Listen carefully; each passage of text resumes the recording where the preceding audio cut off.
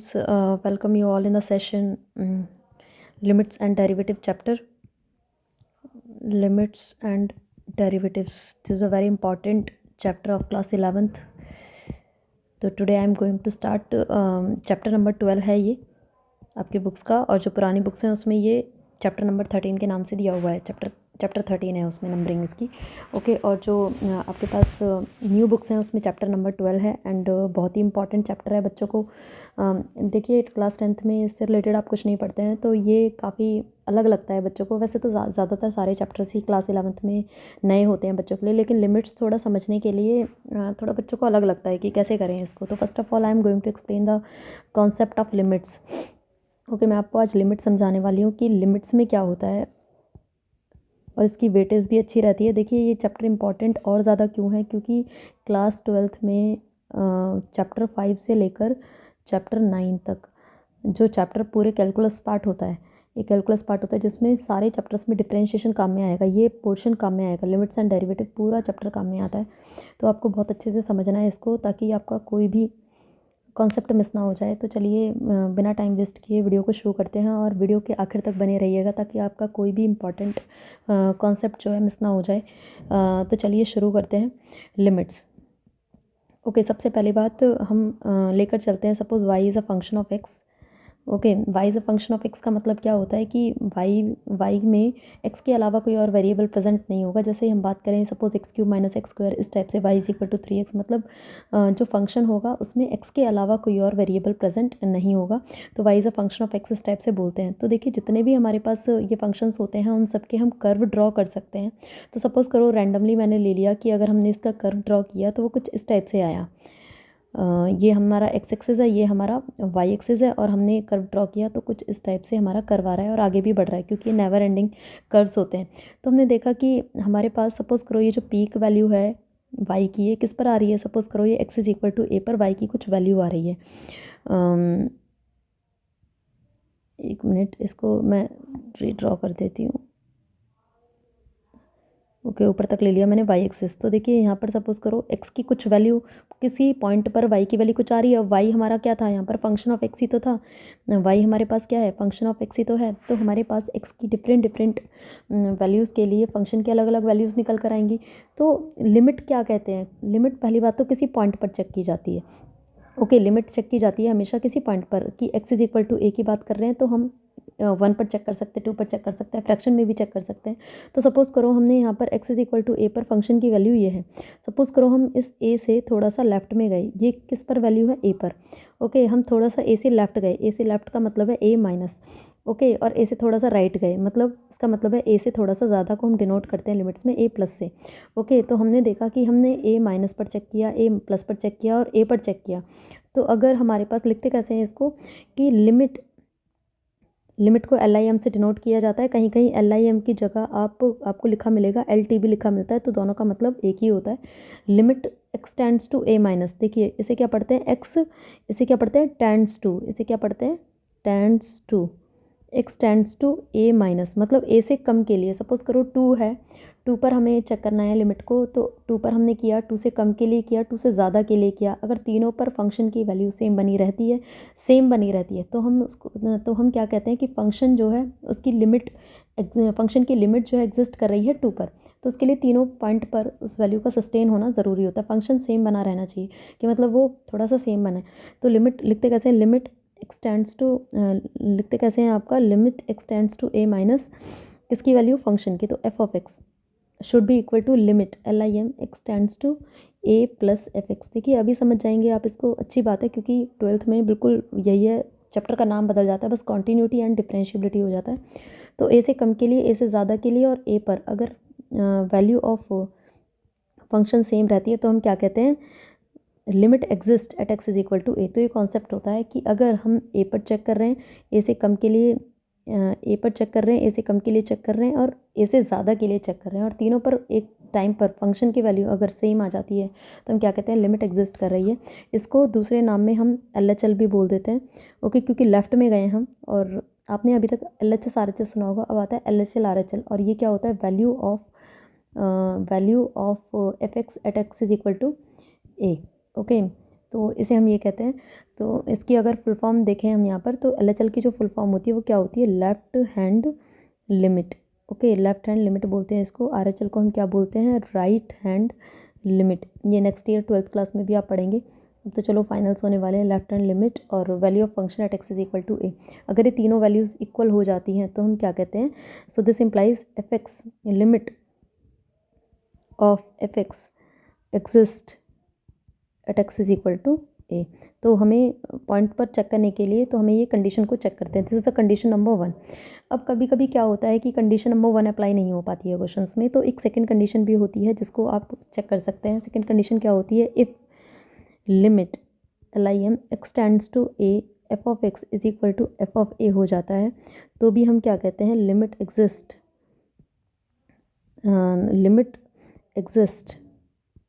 Eight x is equal to a। देखिए इसका क्या मतलब है। अब आप कहोगे कि मैम ये क्या लिख दिया आपने। इसका मतलब क्या होता है, देखिए जो ये हमारे पास लिखा हुआ है इसका मतलब होता है tends to a। Tends to का मतलब होता है approaching to a but not equal to a।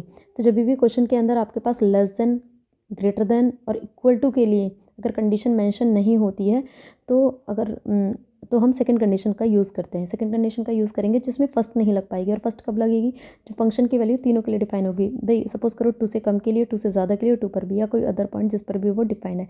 तो टेंड्स टू का मतलब होता है approaching to A but not equal to A. Not equal में क्या क्या कवर हो जाएगा, a माइनस a प्लस दोनों कवर हो जाएंगे इसमें, और a वाला a को कवर कर ही रहा है। तो ये कंडीशन और होती है लिमिट को चेक करने के लिए।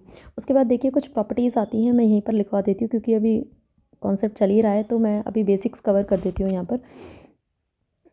ओके, तो प्रॉपर्टीज़ ऑफ लिमिट्स जो कि काफ़ी ज़्यादा काम में आती हैं क्वेश्चंस को करने के लिए। आज मैं कुछ क्वेश्चंस भी करा दूँगी इस वीडियो में आपको। नेक्स्ट लेक्चर में अगर आपको कोई भी क्वेरी आती है तो मैं एक लाइव सेशन भी दे सकती हूँ आपको। तो आप मुझे कमेंट करके बताइएगा कि आपको क्या क्या रिक्वायरमेंट है, आपको समझ में आया या नहीं आया। सब्सक्राइब कर देना चैनल को अगर आपको पसंद आ रही है वीडियो। तो देखिए प्रॉपर्टीज़ ऑफ लिमिट क्या होती है। First is limit x tends to a xn minus an upon x minus a किसके इक्वल होता है, n इंटू a की पावर n माइनस 1। तो देखिए ये आपको सीखनी पड़ेगी लगानी। ये जब क्वेश्चंस करवाएंगे तो आपको बिल्कुल समझ में आ जाएगी ये प्रॉपर्टी कैसे लगानी है आपको। नेक्स्ट प्रॉपर्टी होती है limit x tends to 0 sine x upon x क्या होता है हमारे पास, 1 होता है। नेक्स्ट आपकी प्रॉपर्टी आती है limit x tends to 0 tan x upon x भी कितना होता है हमारे पास, 1 होता है। उसके बाद हमारे पास limit x tends to 0 log 1 plus x upon x is equal to 1 होता है। देखिए लॉग ज़्यादातर के स्कूल्स में नहीं करवाते, लेकिन अगर आप आर.डी. शर्मा कवर कर रहे हैं तो उसमें लॉगरिथम आप पढ़ लेंगे, तो आपको ये आना चाहिए। ओके, उसके अलावा यहाँ पर NCERT में आपको इससे ज़्यादा काम में नहीं आती हैं प्रॉपर्टीज़, तो आपको ये करनी है। आर.डी. शर्मा में बहुत अच्छा लिमिट दे रखा है, तो मैंने तो बच्चों को करवाई है आर.डी. शर्मा।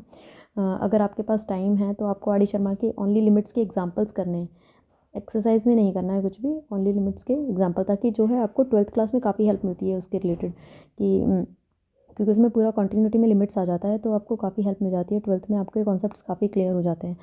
तो देखिए चलिए शुरू करते हैं। एक क्वेश्चन ले लेते हैं। बुक मैंने NCERT ओपन की हुई है, as you can see in the left side of this section. तो देखिए बुक मेरे पास है यहाँ पर, इसमें आप देख सकते हैं लिमिट्स एंड डेरिवेटिव चैप्टर मैंने ओपन किया हुआ है।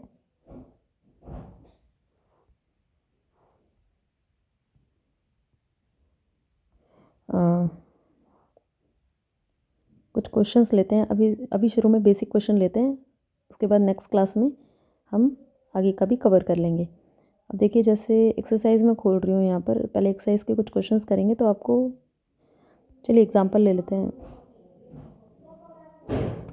पहली बात, लिमिट को लिखना कैसे होता है, जैसे एग्जांपल नंबर 1 है, फिर मैं उसके बाद आपको इंपॉर्टेंट मार्क करा दूंगी इस एक्सरसाइज के, जो एग्ज़ाम्स के लिए आप कर सकते हैं कवर। एक्सरसाइज 12.1। ओके, इसमें देखो एग्जांपल नंबर 1, मैं आपको उसके बाद कुछ इंपॉर्टेंट क्वेश्चंस नेक्स्ट क्लास में मैं मार्क करा दूंगी, जो कि एग्ज़ाम्स के लिए आपको करना है। एग्ज़ाम्स के लिए आपको सिलेक्टेड क्वेश्चंस को कर सकते हैं if you have shortage of time. Okay, तो फाइंड लिमिट्स, ये हमारे पास फर्स्ट में लिमिट x टेंड्स टू 1, ये वाला एग्जांपल मैं कर रही हूँ यहाँ पर, x³ minus x² plus x plus 1। देखिए लिखा कैसे जाता है, लिमिट लिखी जाती है, फिर उसके बाद टेंड्स टू, ओके, ये लिखा जाता है। और फंक्शन और लिमिट के बीच में गैप नहीं होना चाहिए। इक्वल टू नहीं लिखना है। बच्चे यहाँ पर क्या लिख देते हैं, इक्वल टू, लेकिन इक्वल टू नहीं लिखना है आपको। आप क्या करेंगे, सीधा लिमिट डाल देंगे। लिमिट एक्स टेंड्स टू 1 का मतलब होता है एक्स की वैल्यू 1 ही डालनी है आपको क्वेश्चन के अंदर, ओके। एक्स की जगह 1 डाल दीजिए, तो 1 का क्यूब माइनस 1 स्क्वायर प्लस 1 कितना हो जाएगा, 1 माइनस 1 प्लस 1, 1 से 1 कैंसिल, 1 आंसर आ गया आपका। अब देखिए, चलो ये तो सिंपल क्वेश्चन था। उसके बाद हम आ जाते हैं नेक्स्ट, जैसे क्वेश्चन नंबर एग्जांपल नंबर 2 का फर्स्ट पार्ट है इसके अंदर। Limit x tends to 1 X square plus 1 upon X plus 100। जैसे ये क्वेश्चन है हमारे पास, ब्रैकेट ज़रूर लगा देना आप, क्योंकि 2 टर्म्स हैं और वो भी प्लस में हैं। टेंड्स टू का मतलब होता है we are putting the value of limit, okay. तो 1 स्क्वायर प्लस 1 अपॉन 1 प्लस 100, तो कितना हो जाएगा आपके पास, 2 अपॉन 101। तो यही आपका आंसर है। यहाँ तो सीधा का आंसर आ गया। अब देखिए, जैसे क्वेश्चन नंबर, इसका सेकंड पार्ट है लिमिट एक्स टेंड्स टू 2। अब यहाँ से इंपॉर्टेंट आना शुरू हो जाता है। X cube minus 4x square plus 4x upon X square minus 4, okay. तो हमने देखा, अब हम लिमिट डाल रहे हैं इसमें। सबसे पहला काम क्या करते हैं, आप लिमिट डालते हैं, ओके। तो क्या डाला हमने, 2 डाला, 2 cube minus 4 into 2 cube plus 4 into 2 upon 2 square minus 4, तो 8 माइनस 32 प्लस 8, ऐसे ही तो आ रहा है इसका भी, ओके। डिवाइडेड बाय 4 माइनस 4, तो सॉरी कट नहीं होगा ये, ओके। तो ये कितना हो गया यहाँ से, 8 8 16 और माइनस 16 बचेगा, और नीचे क्या आ जाएगा, 0। और ये कितना होता है हमारे पास, नॉट डिफाइन होता है, उसको इनफाइनाइट कहते हैं, और you can write it as not defined, okay.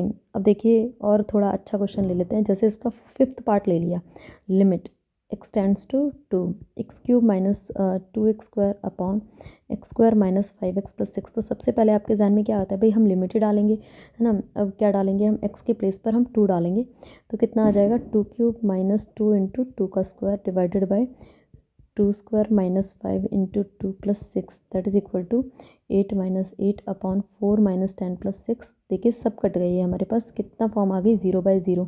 और जैसे ही हमारे पास 0/0 फॉर्म आ जाती है, तो वो क्या होती है, हमारी एक इनडेफिनिट फॉर्म होती है, मतलब फंक्शन इसमें एग्जिस्ट नहीं कर सकता। Means we need to find some other solution of this question, लेकिन सोल्यूशन ज़रूर आएगा, ये इनडेफिनिट फॉर्म होती है। तो आपको ये करके नहीं दिखाना, हालांकि आप साइड में यहाँ पर 0/0 लिख सकते हैं पहले, क्योंकि जो पेपर में क्वेश्चन आएंगे वो इतने ईजी तो नहीं आएंगे कि लिमिट डालते ही आपके हो गए क्वेश्चन, ठीक है। तो आपको 0/0 वाले ही आते हैं ज़्यादातर। 1 मार्क में ज़्यादातर आ जाएंगे कि पुट करके आंसर आ गया, लेकिन ऐसा बहुत कम होता है। तो हमें अदर वे निकालना पड़ेगा इसका सिंप्लीफिकेशन का। अब हम देखते हैं कि क्या कर सकते हैं। अब इसमें ऊपर दिखाई दे रहा है आपको एक्स स्क्वायर कॉमन है क्वेश्चन में, तो x माइनस 2 अंदर बचा अपॉन, देखिए इसमें कॉमन आ रहा है ना, तो हमने कॉमन निकाल दिया। और नीचे क्या कर सकते हैं, middle term splitting, X square minus 2x minus 3x plus 6, okay. हम ये कर सकते हैं। So limit x tends to 2 X square into X minus 2 upon, नीचे क्या है हमारे पास, x माइनस 2 एक्स माइनस 3, इससे कैंसिल हो गया।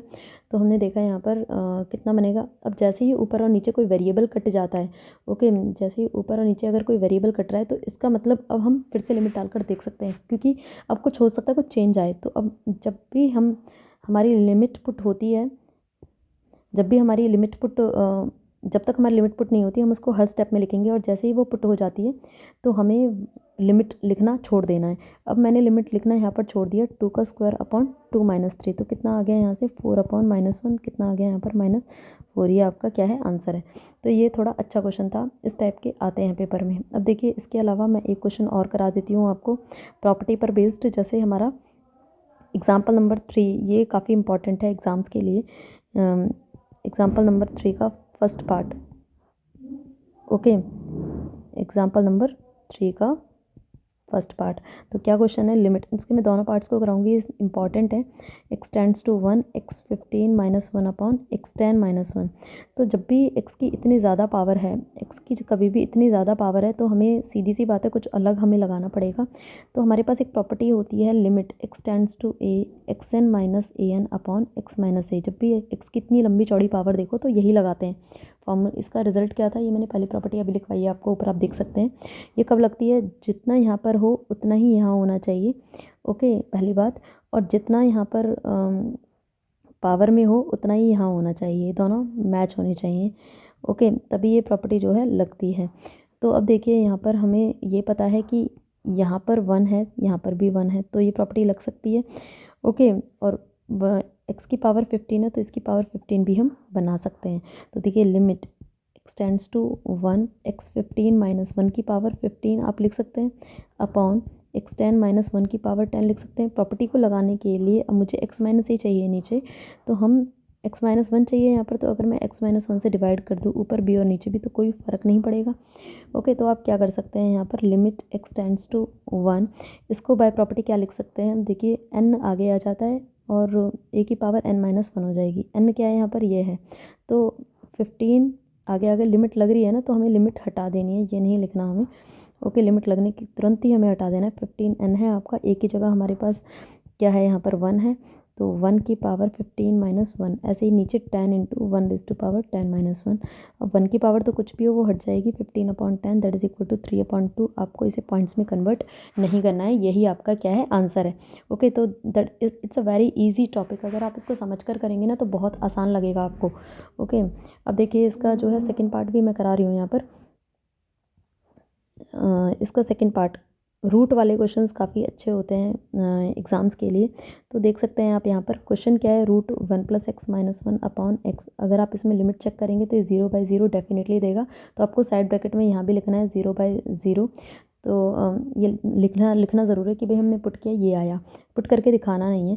तो जैसे ही लिमिट में आपके पास रूट वाले क्वेश्चंस हैं, आपको क्या करना है, हमेशा ही उनको क्या कर देना है, रैशनलाइज़ कर देना है। चाहे वो रूट आपका ऊपर है चाहे वो नीचे है, अगर ऊपर है तो भी आपको रैशनलाइज़ करना है, एक विदिन अ सेकेंड आपका आंसर आ जाएगा।